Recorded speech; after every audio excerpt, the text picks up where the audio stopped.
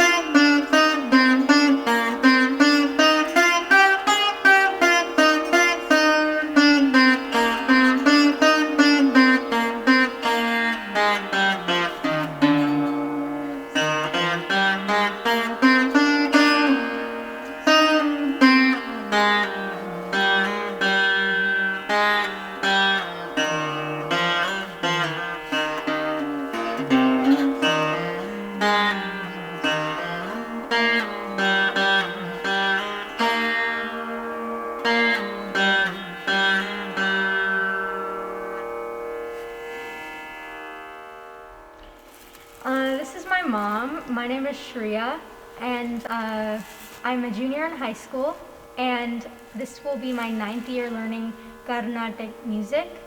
I sing Carnatic. My mom is the instrumentalist and I'm the vocalist, and yeah, it's practically the same process for learning it.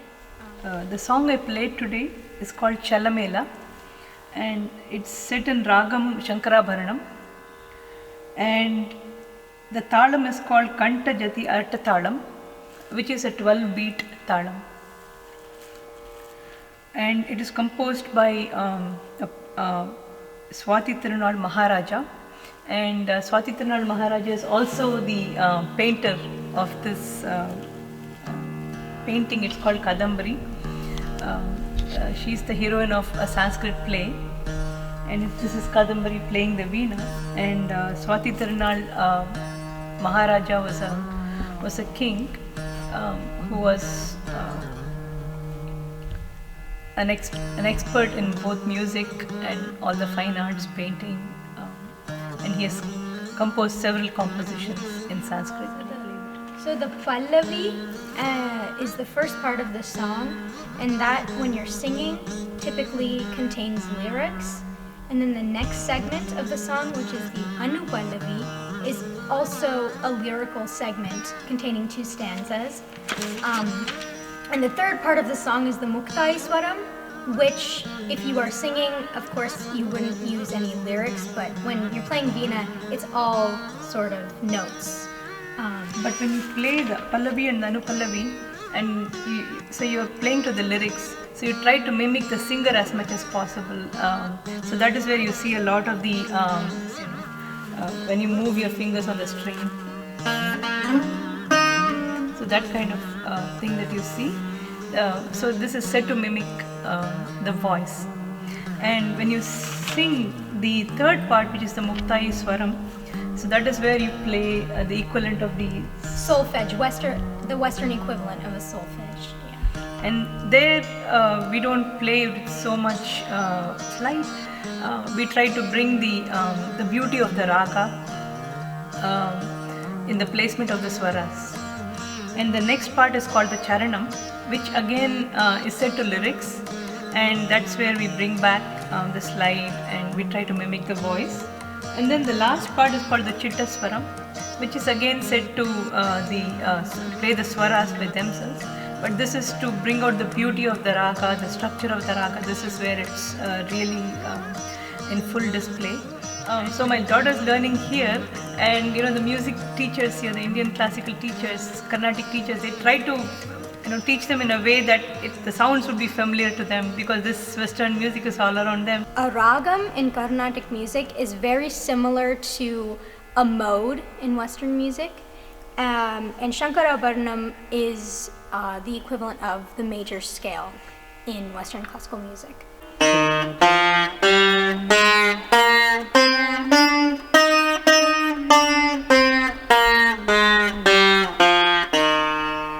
So typically a beginning student is taught in a different ragam called Maya Malava Gaula, which goes like this.